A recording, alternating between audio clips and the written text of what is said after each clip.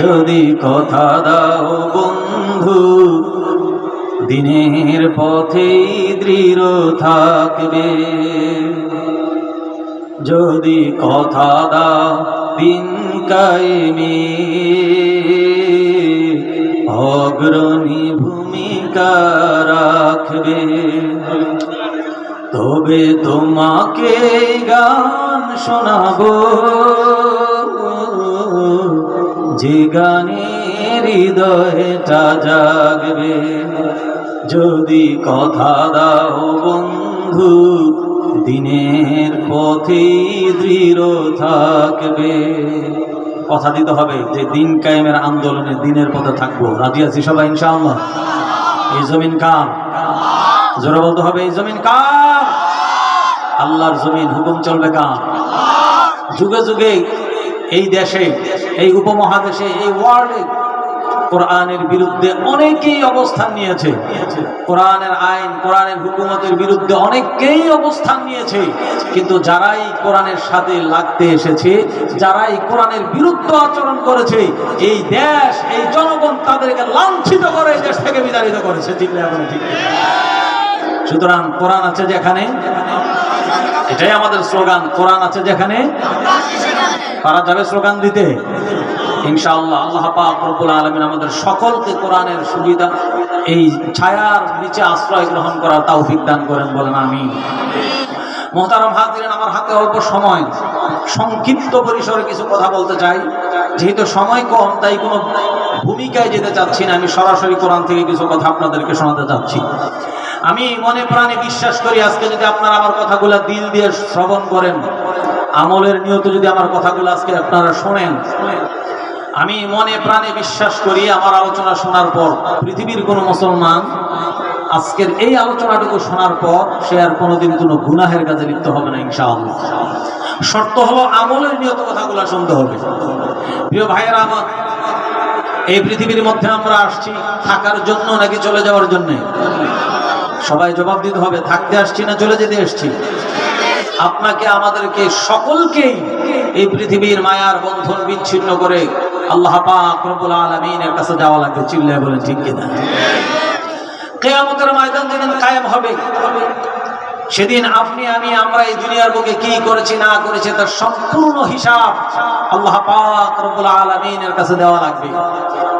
যেদিন তিনি হবেন মহান বিচারক, গোটা পৃথিবীর হাজার হাজার কোটি কোটি মানুষ আমরা সবাই সেদিন আসামির কাঠগড়ায় দাঁড়াবো, আর বিচারক হবেন কে? আল্লাহ পাক রব্বুল আলামিন। সেই বিচার দিবসটা অনেক ভয়ঙ্কর। একদিন, 2 দিন, 3 দিন নয়, 1 বছর, 2 বছর, 3 বছর নয়, ওখানে দাঁড়ায় থাকতে হবে 50,000 বছর। কত বছর ভাই? সেদিন আল্লাহ পাক রব্বুল আলামিন বিচারপতি, আমরা হলেন সবাই আসামি। দুনিয়ার মধ্যেও আমরা দেখেছি বিচার কার্য যখন সম্পাদন করা হয়, তখন বিচারকের পক্ষে বিপক্ষে সাক্ষীর প্রয়োজন পড়ে। সাক্ষী ছাড়া পৃথিবীর কোনো মানুষ, পৃথিবীর কোনো হাকিম, পৃথিবীর কোনো বিচারপতি কোনো আসামির সুষ্ঠু রায় প্রদান করতে পারে না। কথা বলেন ঠিক কিনা?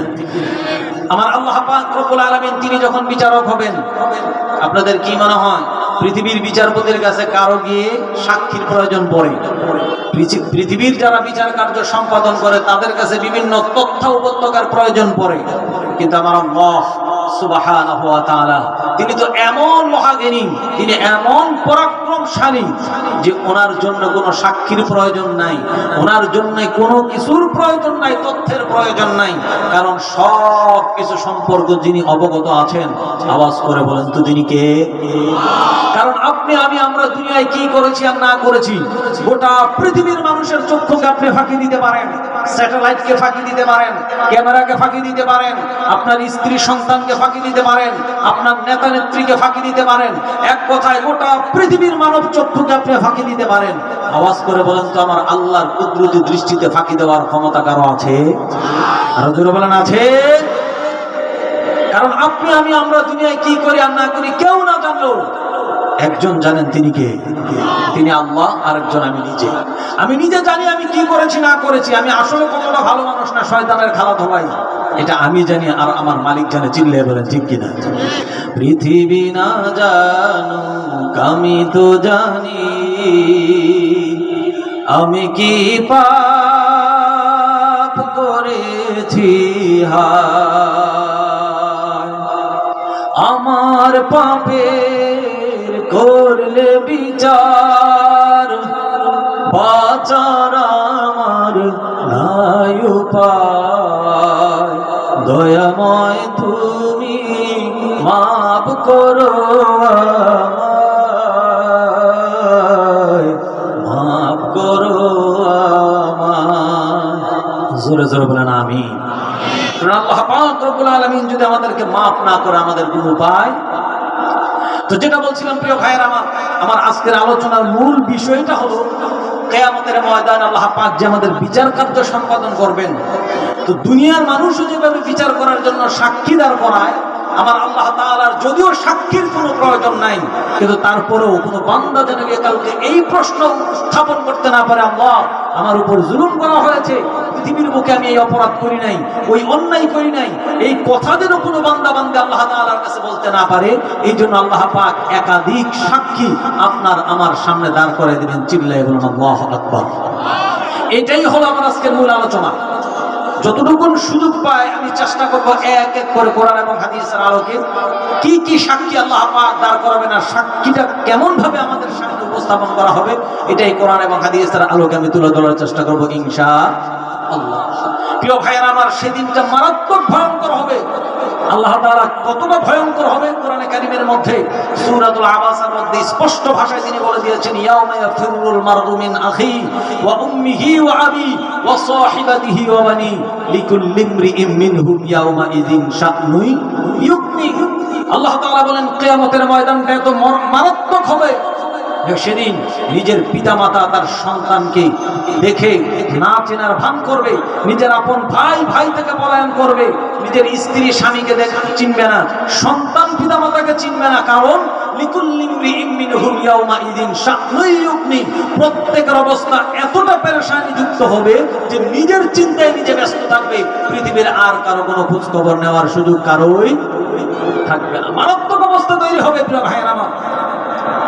সেদিন আল্লাহ পাক রব্বুল আলামিন যদি কোনো বান্দাকে শুধু এইটুকুন বলে, বান্দা তুই ওই কাজটা কেন করলি, তুমি ওই অপরাধটা কেন করবা, আল্লাহ তাআলা যদি কাউকে শুধু এই কেন প্রশ্ন করে, ওয়াল্লাহি আল্লাহর এই প্রশ্নের জবাব দেওয়ার ক্ষমতা কারো থাকবে না। কথা বলেন ঠিক কিনা?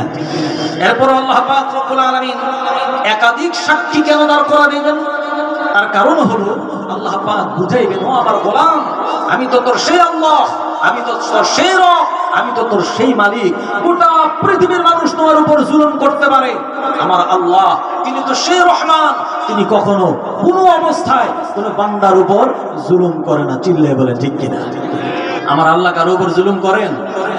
আল্লাহ তাআলা কোরআনে কারীমের মধ্যে বলেন, ওয়ালাকাদ কাররামনা বানি আদম ওয়া হামালনাহুম ফিল বাররি ওয়াল বাহরি ওয়ারযাকনাহুম মিনাত তাইয়্যিবাত ওয়া ফাদ্দালনাহুম আলা কাসীরিন মিম্মান খালাকনা তাফদীলা।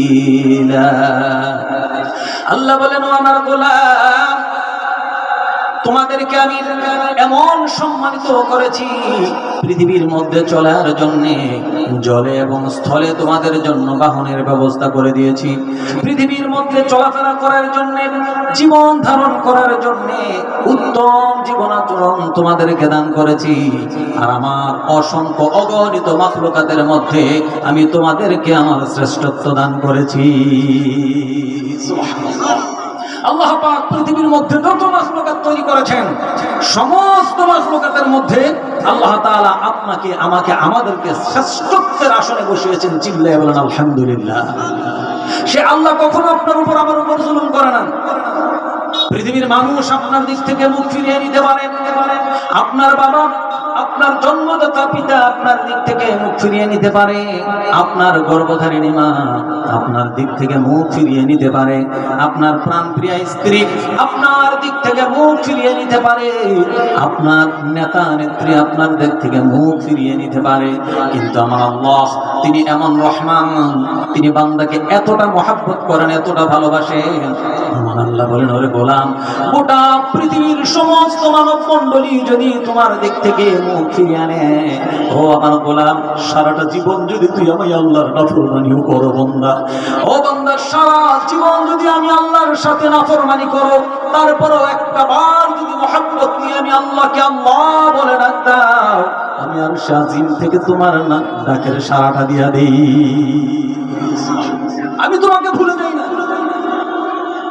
তুমি সারা জীবন যদি আমার নাফরমানিও করো, তারপরও একবার যদি অনুসূচিত হয়ে আমি আল্লাহকে আল্লাহ বলে ডাক দাও, আমি আর শাজিম থেকে তোমার ডাকের সারা দিই। সুবহানাল্লাহ।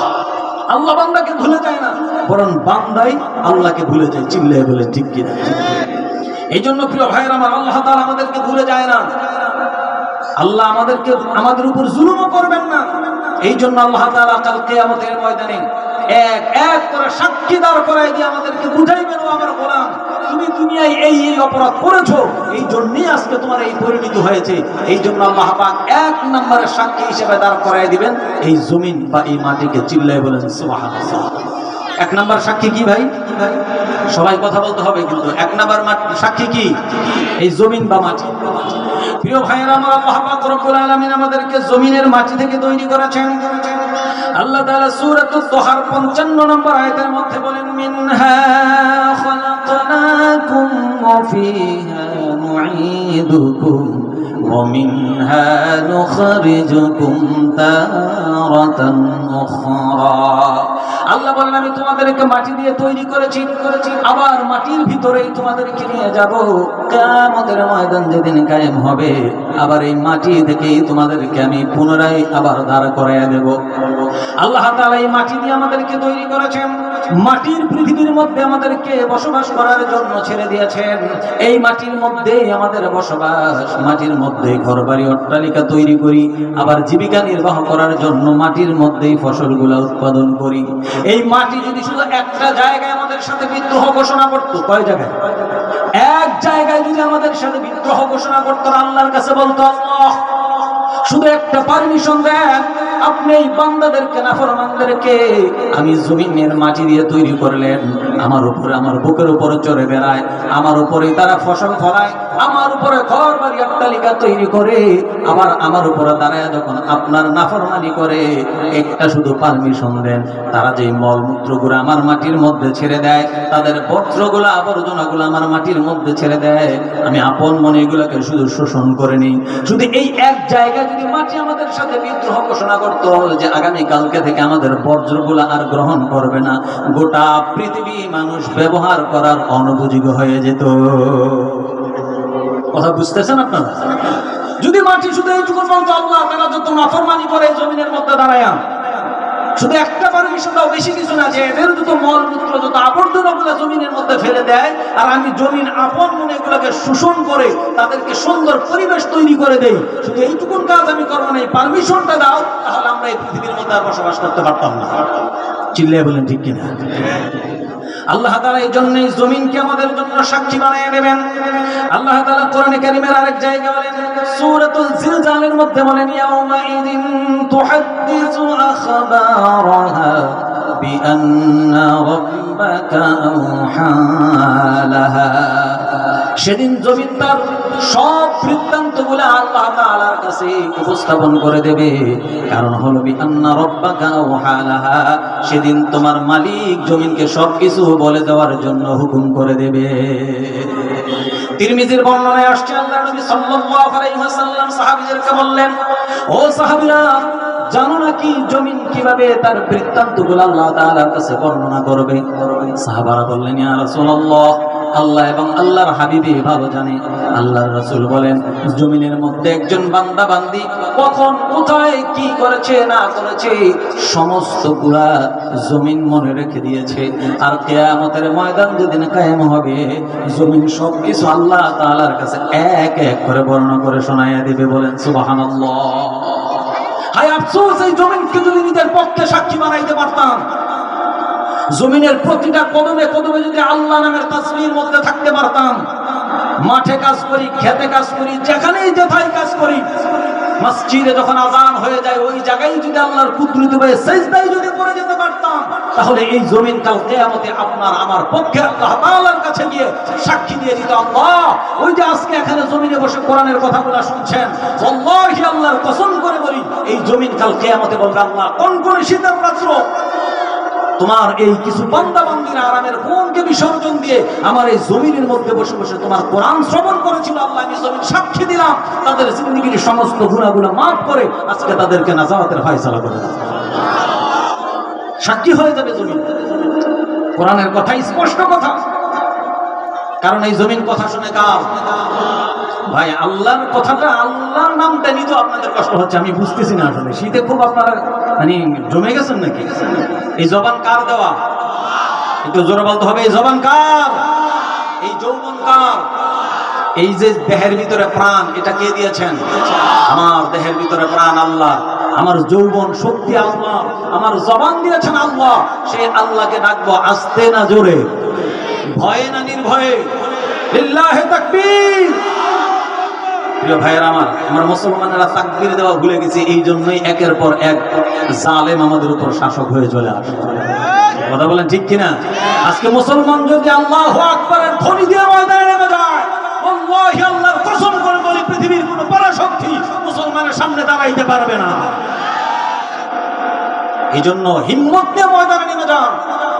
প্রিয় ভাইয়েরা আমার, এই জমিন কথা শুনে কার?